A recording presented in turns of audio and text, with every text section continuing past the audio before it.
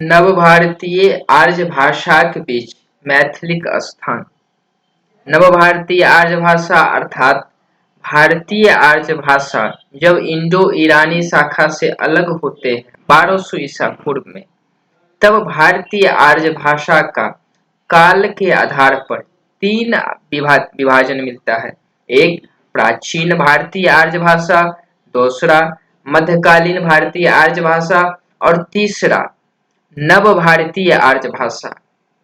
तो इसी में नव भारतीय आर्य भाषा के बीच मैथिली का अपना कैसा रूप है, कैसा स्थान है, इसी पर सवाल इस तरह से पूछते हैं कि नव भारतीय आर्य भाषा के बीच मैथिली का स्थान निरूपित करूं। प्राच्य कुल के बीच मैथिली पृथक अस्तित्व पर प्रकाश दिया।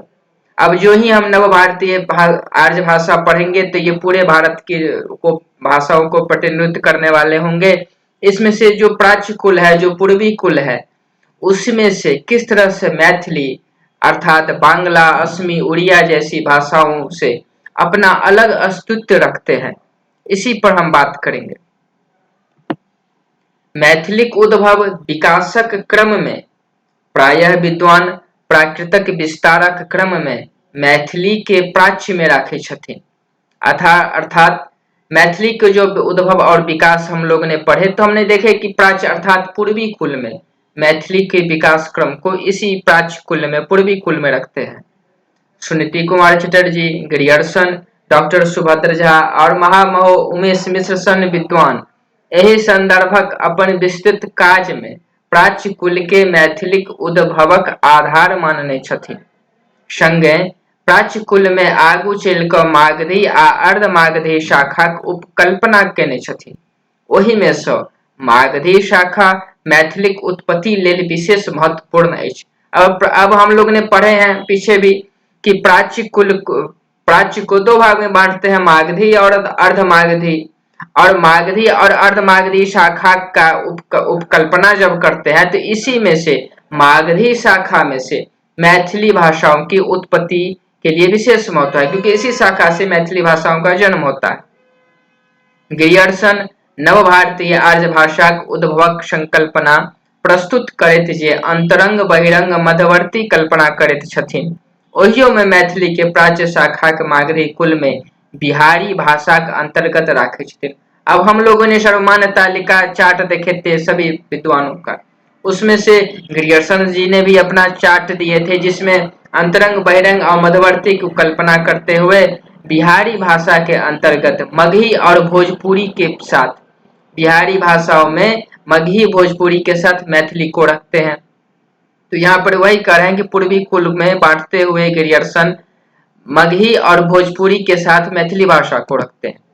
स्वाभाविक अछि जे नव भारतीय आर्य भाषा जकर उद्भव काल लगभग 1000 ईस्वी लगीच अछि, ओहि में संस्कृत कोइक सँ जन्मल भारतक वर्तमान में प्रचलित भाषा सब जेना मराठी, गुजराती, अवधी, भोजपुरी, मैथिली, मगही, बांग्ला, असमी आदि के राखल जाइत अछि।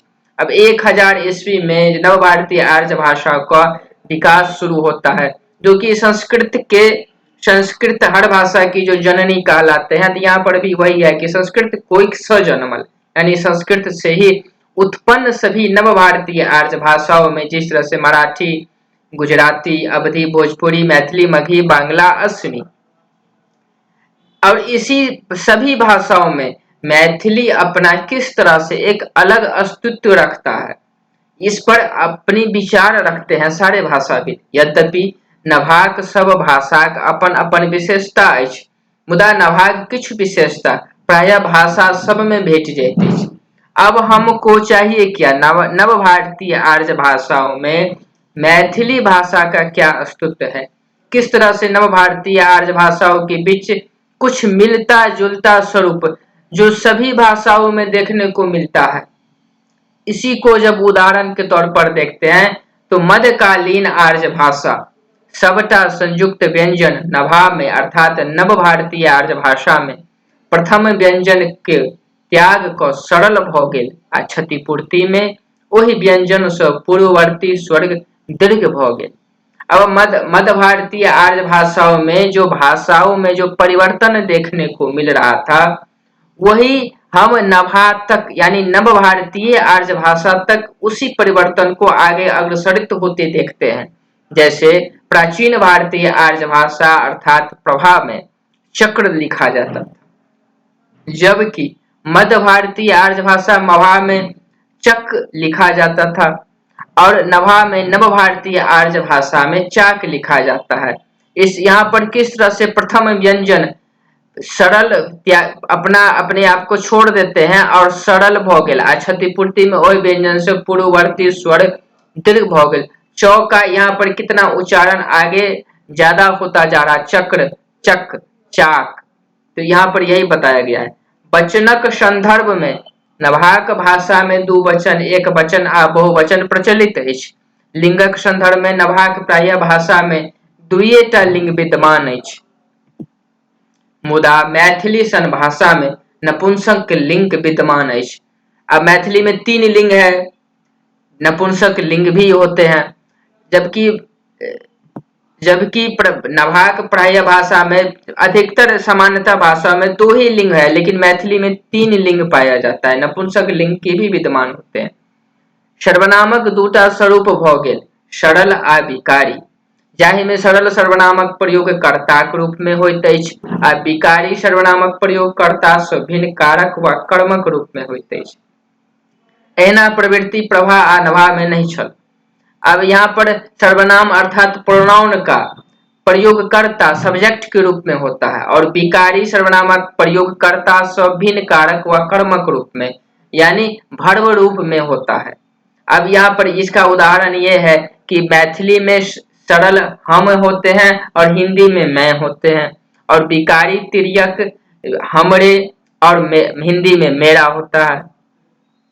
संयुक्त क्रियापदक संख्या जे प्रभा आ मभा में कम छले से नभा में भारी मात्रा में प्रयोग आबि गेल। संयुक्त क्रियापद यानी 2 शब्द से जुड़ा हुआ शब्द को ही संयुक्त क्रियापद कहते हैं, भारी मात्रा में प्रयोग में आबि गेल। जना मैथिली में देख लेलक और हिंदी में देख लिया, यानी 2 शब्द मिलकर के एक अर्थ का बोध कराते हैं, इसे संयुक्त क्रियापद कहते हैं।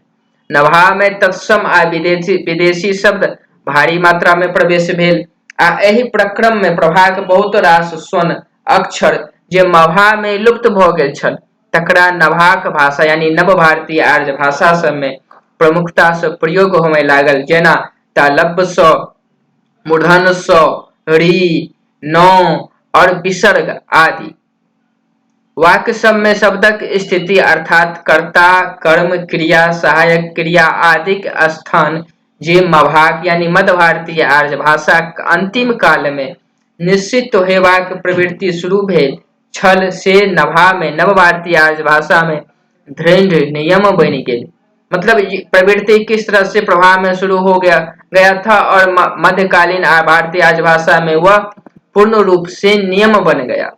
जतौधरि नभाक नव भारतीय आर्य भाषा के बीच मैथिली का स्थान व अस्तित्व प्रश्न अछि, ओहि में निश्चित रूप से मैथिली प्राच्य कुलक भाषा होयबाक कारण हिंदी मराठी गुजराती आदि भाषा के अपेक्षा बांग्ला मगही असमी उड़िया से बेसी निकटता रखते हैं। अब स्वाभाविक है किसी का भी व्यवहार अपना चलन संबंध पड़ोसी से ज्यादा होगा, दूर के लोगों से कम होगा। तो बंगाल मैथिली के जो पड़ोसी भाषा सब है बांग्ला मगही असमी उड़िया भोजपुरी, इनसे संबंध ज्यादा है, लेकिन मराठी गुजराती जो पूरे पश्चिम भारत में पाए जाते हैं तो इनसे संबंध कम होगा।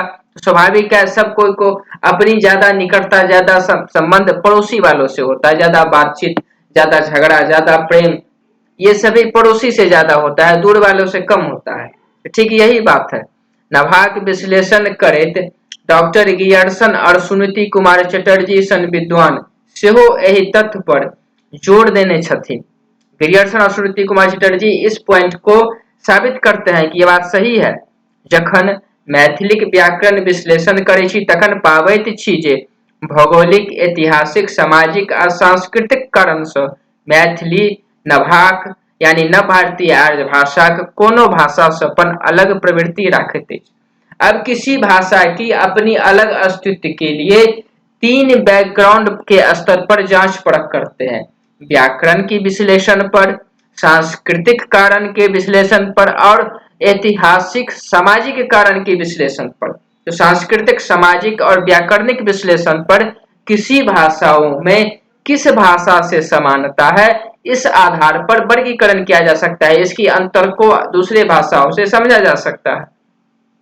अब इसकी उदाहरण यहाँ पर है, प्राच्य कुल में रहितो ई प्राच्य कुलक भाषा सबसे सेहो अलग अछि। अब ये प्राच्य कुल के ही मैथिली भाषा है, लेकिन प्राच्य कुल से तो और भी बहुत सारे भाषाओं का जन्म हुआ है, जैसे बांग्ला, मगही, असमी, उड़िया। इन सब से किस तरह से मैथिली का अपना एक अलग अस्तित्व है, अलग पहचान है, इसी में हम समझेंगे। पहला, भारत में आर्य भाषा का संचार पश्चिम से पूर्व दिश में स्वाभाविक है। हिंदू कुश पर्वत पार करके आर्य लोग सब आए, तो उत्तर भारत से होकर के पश्चिम की तरफ ये लोग बढ़े, पश्चिम से पूरब धरि भेल। जो जो हम सब पूरब दिश बढ़े छी, तो ओही में स्वान यानी शब्द, अक्षर आ व्याकरणक संदर्भ में सरलता आबैत चली जाइत अछि। खास करि कऽ जेना सिंधी आ कश्मीरी में बहुत रास एहन व्यंजन पाओल जाइत अछि जे मध्य देश आ पूर्वक भाषा में नहीं पाओल जाइत अछि। अब किस तरह से हम उत्तर भारत के कश्मीर क्षेत्र में जो शब्द, अक्षर, व्याकरण संबंधी बात पाए जाते हैं, वो जितना हम हिमालय के तराई रीजन से मैदानी क्षेत्र की ओर नीचे आते चले जाएंगे, उतना उसमें अंतर आता चला जाएगा। वही सब चीज नहीं मिलेगा, अलग अलग चीज मिलेगा। दोसर, ये पहला कारण हो गया। दोसर, शब्दगत लिंग अवधि धरि पूर्ण रूप से आयल, मुदा प्राच्य क्षेत्र में यानी पूर्वी क्षेत्र में आबिते एकाएक समाप्त भ गेल। यद्यपि भोजपुरी धरि संज्ञा यानी नाउन और क्रियापद वर्ब में शब्दगत लिंग आयल, मुदा मैथिली धरि आबैत आबैत शब्दगत लिंग पूर्णतः समाप्त हो गए। अब शब्दगत लिंग भोजपुरी तक आया। भोजपुरी कहाँ तक है? ये प्रतीच पश्चिमी प्राकृत का क्षेत्र है, जबकि मैथिली कहाँ है? पूर्वी प्राकृत का क्षेत्र है। तो इस तरह से भोजपुरी तक आते आते अब मिथिला का क्षेत्र शुरू होता, तब तक ये अंतर लोप हो गया शब्दगत लिंग का। कर्मणि प्रयोग आ भावे प्रयोग पश्चिमी हिंदी धरि अनिवार्य नियम छल। अब ये देखिए व्याकरणिक क्या नियम है, कर्मणि प्रयोग आ भावे प्रयोग पश्चिमी हिंदी धरि अनिवार्य नियम छल, मुदा पूर्वी हिंदी में ही वैकल्पिक है। किस तरह से सरलता आता जा रहा है पूर्व की तरफ और पश्चिम की तरफ कठिनता है पूर्व की अपेक्षा। वैकल्पिक है। मागधी कुल में ही पूर्णतः समाप्त हो गए। मागधी कुल में जब आ जाते हैं अर्थात असमी, उड़िया, बांग्ला, तो इन सब भाषाओं में कर्मणि प्रयोग, अभावे प्रयोग पूर्णतः समाप्त हो जाते हैं। अनेक उदाहरण से यह स्पष्ट होइत ऐसे नभा की स्थिति में प्रतीच अर्थात पश्चिम, उदीच अर्थात उत्तर, दक्षिणाद अर्थात दक्षिण, मध्य देशीय अर्थात केंद्रीय क्षेत्र, प्राच्य अर्थात पूर्वी कुलक भाषा में आन भाषा से अपन पृथक अस्तित्व राखैत अछि, जकरा किछु उदाहरण से बुझल जा सकैत अछि। प्रथम, नभाक सामान्य प्रवृत्ति जटिलता, नव भारतीय आर्य भाषाक प्रवृत्ति जटिलता से सरलता और संश्लिष्टता से विश्लिष्टता दिस अछि। अब संश्लिष्टता क्या होता है, विश्लिष्टता क्या होता है? किसी भी बातों का कहने का अर्थ स्पष्ट हो वाक्य के साथ, उसे संश्लिष्टता कहता है। विश्लिष्टता होते हैं जो अर्थ के साथ साथ भाव को भी प्रकट कर दे, उसे विश्लिष्टता कहते हैं। मैथिली से हो एकर अपवाद नहीं। अब नव भारतीय आर्य भाषाओं में किस तरह मैथिली का स्थान है, किस तरह से मैथिली का मिलता जुलता स्थान है, ये इसमें देखने को मिलता है कि ये जो प्रवृत्ति है जटिलता से सरलता, संश्लिष्टता से विश्लिष्टता, यह नव भारतीय अन्य भाषाओं के साथ मैथिली में भी देखने को मिलता है। मुदा जतो धातु रूप, लेकिन इसका एक्सेप्शन भी है, जतो धातु रूपावली प्रश्न अछि, मैथिली में विभिन्न प्रकारक संश्लेषणात्मक जटिलता विकसित भेल अछि, जे मगही छोड़ कर आन प्राच्य भाषा से मैथिली के अलग कर देते हैं। अब यहाँ पर मगही के कुछ मगही मैथिली कुल के भाषाओं से भी मैथिली किस तरह से अपना अलग अस्तित्व रखते हैं, इसमें देखने को मिलता है धातु रूपावली के स्तर पर। लिंगक विषय में मैथिली एक देश बांग्ला तो दोसर दिस पूर्वी हिंदी के बीच पड़ैत अछि। मैथिली में पूर्वी हिंदी जकाँ शब्दगत लिंग नहीं होइत अछि, मुदा क्रियापद आ विशेषण में अर्थगत लिंग होइत अछि। अब यहाँ पर देखिए, कुछ चीज मैथिली में भाषा में पाए जाते हैं, कुछ नहीं पाया जाता है। अब जो पाया जाता है जैसे पूर्वी हिंदी जैसे शब्दगत लिंग, और जो नहीं पाया जाता है वो क्रियापद विशेषण में अर्थगत लिंग होते ये नहीं पाया जाता है। लिंगक संदर्भ में मैथिली बांग्ला के निकट है आ भोजपुरी मैथिली निकट है। मैथिली में जैसे जिस तरह से छोटका बेटा गेला, यहाँ पर पुरुष लिंग है, और स्त्रीलिंग में छोटकी बेटी गेली। और वही बांग्ला में पुरुष लिंग में बोलेंगे छोटो खोका गेलो, और स्त्रीलिंग में बोलेंगे छोट खोकी गेलो। मगही में पुरुष लिंग में बोलेंगे छोटका बेटा गेलन, और स्त्रीलिंग में बोलेंगे छोटकी बेटी गेलन। इस तरह से आप चीजों को अलग अलग करके देखना समझना शुरू करें तो आसान है ये। तीसरा, वचनक संदर्भ में मैथिली अपन सन्निकट भाषा मगही आ भोजपुरी के छोड़ बांग्ला के निकट चलि गेल, जतऽ प्रसर्ग अव्यय और संज्ञा लगा कऽ बनैत अछि। ओतहि भोजपुरी आ मगही में नॉन लगा के बहुवचन बनते। अब एक वचन बहुवचन हम लोग सिंगुलर प्लूरल पढ़े हैं, तो सिंगुलर प्लूरल एस और या ईएस लगा के जो बनते हैं, यहाँ पर देखिए किस तरह से हिंदी की भाषा में मैथिली बांग्ला मगही भोजपुरी में एक वचन को बहुवचन बनाते हैं। मैथिली में कैसे बनाते हैं? सब लगा के। एक वचन मैथिली में क्या है? बालक। बहुवचन क्या है? सब लगा दिए तो बालक सब, यानी एक से अधिक बालक। बांग्ला में छेले एक वचन एक बच्चे के लिए कहा जा रहा है, लेकिन बहुवचन में गुली लगा करके बहुवचन बन जाता है एक वचन, तो छेले गुली। मगही में लइका एक वचन, और इसे में नॉन लगा देते हैं, लइकन लगा देते हैं, तो एक से ज्यादा लड़का, तो बहुवचन बन जाता है। भोजपुरी में लड़का और फिर नॉन लगा देते हैं या वन लगा देते हैं, तो वही बहुवचन बन जाता है। लड़का से लड़कन, लड़कवन, यानी एक से ज्यादा। संबंधवाचक विभक्ति तो मैथिली साहित्य यही सब भाषा के अलग कर देते हैं। मैथिली में बेटा, बांग्ला बेटेर, मगही बेटा के, उड़िया बेटार। संबंधवाचक विभक्ति अर्थात संबंध जोड़ने वाले वाक्य, जिसमें मैथिली में बेटा सबसे अलग है, और बांग्ला में बेटेर, मगही में बेटा के, उड़िया में बेटा। कारक विभक्ति संबंध में प्राचीन मैथिली, बांग्ला मैथिली में भी प्राचीन मैथिली है, मध्यकालीन मैथिली है और नवीन कालीन मैथिली है। तो कारक विभक्ति में जो प्राचीन कालीन मैथिली है वो बांग्ला से निकट छल, आ जाहि में दोनों भाषा में कर्ता करण अधिकरण में ए लगैत छल, मुदा आगे चल कर मैथिली पश्चिमक भाषा सबसे प्रभावित भेल।